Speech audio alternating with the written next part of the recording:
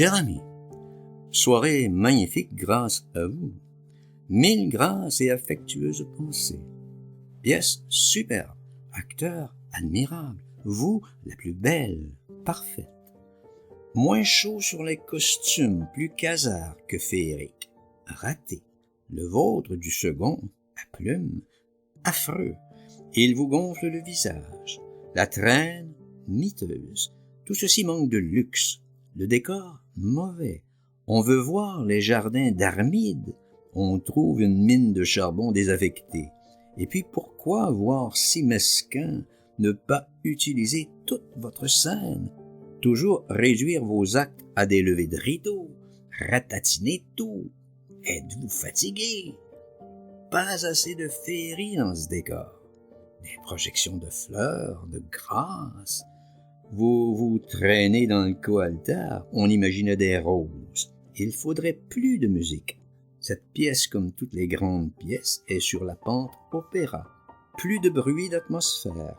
Le dernier acte est très réussi because, mais un peu trop sourde les musiques. Tout devrait se rejoindre.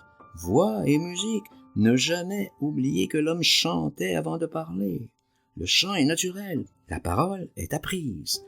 Les sources à poésie sont au chant, pas au bavardage. Cocteau aurait introduit un peu de drôlerie. Il frôlait Shakespeare déjà tel quel, c'est bien agréable. Et vous êtes à la mesure, ce qui est magnifique. On n'y célèbre aucun juif, si ce n'est qu'un peu Ben Jésus. J'y respire. À bientôt et 1000 baisers, et 100 000 gros et affectionneries. Louis F. Céline. Le prologue vous fait grand tort. Il assomme déjà l'auditoire de vers avant votre arrivée. Quelle maladresse! Et puis un concours de diction. Les 3 meilleurs jeunes gens lauréats de la confrérie Vincent de Paul. Grotesque.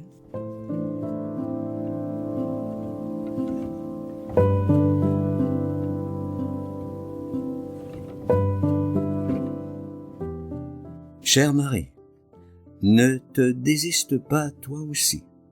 Je compte plus sur ton cœur que sur les paroles des hommes. Un coup d'avion, un coup d'aile, et que je t'embrasse. Zoulou semble défaillir finalement. Depuis 3 ans, on crève d'être à sec des brises natales.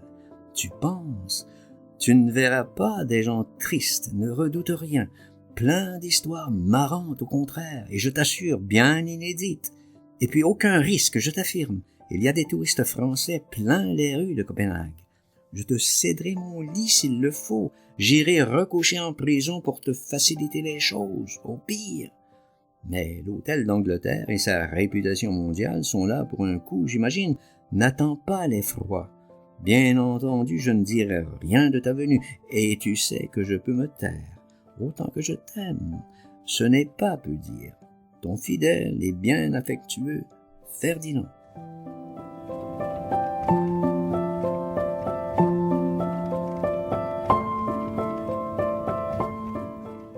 Chère Marie, j'aimerais bien aussi t'embrasser, mais je me rends compte qu'il est absolument impossible, hélas, de te rencontrer à présent, que je suis dans ce sous-trou, impossible d'accès. Pas de chemin, même pour auto, pas de chemin de fer, pas de bus, et si loin de Copenhague, et interdiction d'aller en auto de Copenhague ici. Tout cela, bien sûr, a l'air ridicule, cinéma, opérette, mais hélas, ce sont les faits. Je suis toujours strictement prisonnier sur parole. Rien à dire. Tu me détesterais après avoir perdu ton temps et ton amitié en allées et venues suspectes, pénibles, coûteuses, dérisoires. Nous sommes habitués, nous, à ces conditions, mais pour le reste des mortels, c'est pure folie. Ne m'en veux pas. Hélas, tu le sais, je n'y suis pour rien. Et je t'embrasse bien. LFC.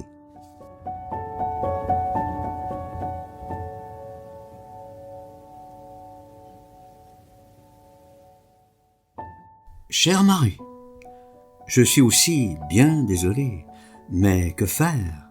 Trop tard, tu vois, trop tard. À Copenhague, c'était facile, mais ici, au diable, dans des conditions si grotesques. Si tu voyais, non, il faut renoncer. bien reconnaissant et affectueusement à toi, LFC. Ici, je vais juste te faire part d'un petit commentaire en bas de page. Il a écrit une lettre en même temps, le même jour probablement, à Marie Canavalia. Marie-Belle, dégoûtée par mes soins, ne vient pas. Ouf!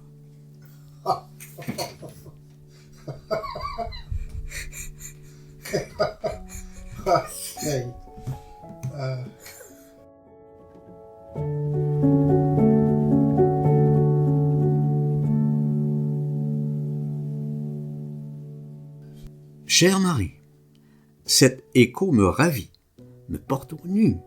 Chère Escande, lors de l'avant-dernière, la grande, la vraie, je vois encore le cher Escande me venir distribuer des cigarettes au deuxième blessé, au Val-de-Grâce, escortant la duchesse de Camastra et le bouillonnissime lyrissime d'Anosio, 1915. Je n'étais alors que maréchal des logis, fort blessé, opéré pour la seconde fois, déjà, service Jalaguier, cher Escande. Lors de la dernière, la fosse, entrant par hasard le jour de la Saint-Charlemagne à la mairie de Saint-Denis, après ma consultation, une voix de haut lyrisme m'attire. J'écoute.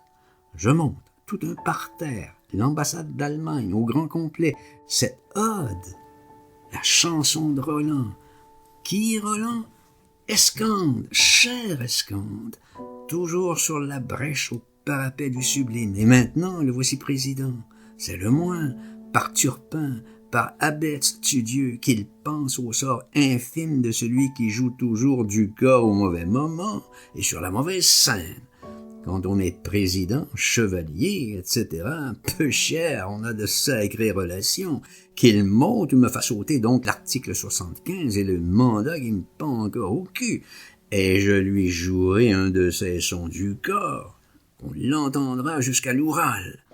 Que puis-je lui offrir? Une douzaine de cigarettes? Je ne fume pas. C'est à poignée qu'il les distribuait sur chaque lit. Je le vois encore avec la duchesse de Camastra.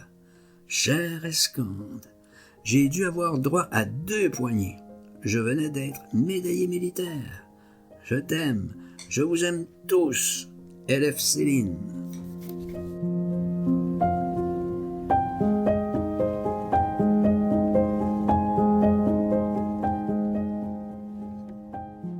Belle, belle, belle Marie.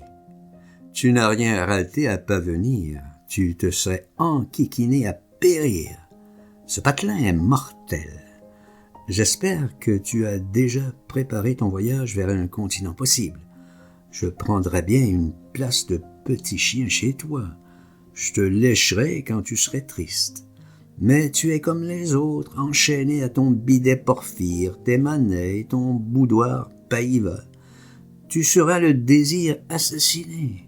Tu vois, il n'y a qu'une chose à retenir de 50 000 ans d'histoire. On fout le camp jamais assez tôt, assez loin. Tout le reste, tu sais, blablabla. Bla bla. Je t'embrasse et 1000 politesses. LF Céline.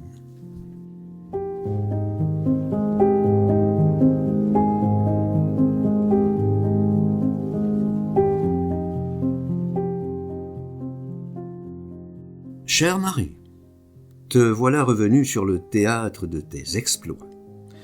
Je suis bien obligé de lire les gazettes pour avoir de tes nouvelles. Ah là, Racine et les admiratrices institutrices d'escalier te font oublier tout. C'est la vie. Quelle lutte de loge ce dut être encore, quel crépage. Elle était gentille, la tienne. Qui as-tu délogé? Voilà, j'ai besoin de toi. À 2 pas de chez toi demeure Raoul Nordling, consul général de Suède à Paris, 125 Champs-Élysées. Tu sais à peu près quel rôle il a joué à la Libération, etc. Mais il a joué aussi un foutu rôle pour me sauver du gibet. C'est à peu près grâce à lui, par l'entremise de Dargnès, que l'on m'a conservé au Danemark à un moment horriblement critique. Il est parisien d'âme et d'usage, et montmartrois d'affection. Or, il vient de venir me voir tout exprès ici, dans mon archi-exil de Corsor, en auto. Il y a des gens affectueux et dévoués. Il s'est tapé 200 bornes pour venir me la serrer. Tu juges, Revêche, et voilà le bienfaisant projet. Lui seul peut ouvrir certaines portes, toucher certaines personnes, qui pourraient tout de même passer un petit peu la main sur mon atroce affaire. Atroce pour ce que j'endure depuis 5 ans. J'en ai marre. Je suis à l'os. Il ne s'agit pas de justice, bien sûr. Foutre de la justice. Je suis le patriote même, mais qu'on cesse de me persécuter. Un peu. Oh, pas beaucoup. Un peu me suffirait. Alors, Nordling me demande si j'ai des amis à Paris. Amis français. Je pense à toi. Tout à la douce, bien sûr. Je ne songe pas à te mouiller, au foutre non, mais si tu pouvais lui envoyer un petit coup de téléphone, ce serait plaisant. Il comprend tout de suite, et discret, la tombe. Ah oui, ce brave Ferdinand, je l'aime bien, ce serait gentil qu'on fasse quelque chose pour lui. Le reste, il s'en occupe. Il connaît toutes les portes capitonnées. D'ailleurs, toi aussi. Et les façons de s'en servir, j'ai pas besoin de te faire un cours. Que je vois un peu si je peux vraiment être fier de toi. Une femme sérieuse, c'est une femme sérieuse. L'instinct, voilà, le cœur, le tout. Phèdre, ça va, c'est vite dit. L'œil morne maintenant et la tête baissée. Si je l'ai, l'œil morne et le tout baissé. Rallume tout ça, nom de Dieu. Fonce, Marie. Belle, on verra ton sursaut d'amour. Élève Céline qui t'embrasse.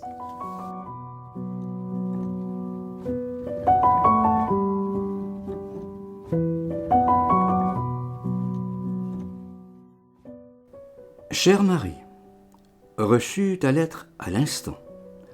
Admirable amie, rien à dire, c'est parfait. Reine de la scène et des portes capitonnées.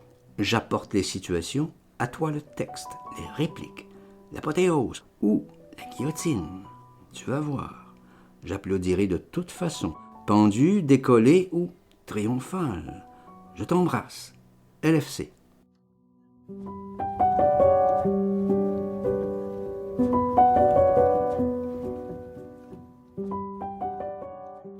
Ah, chère Marie chérie, il était temps que tu m'écrives.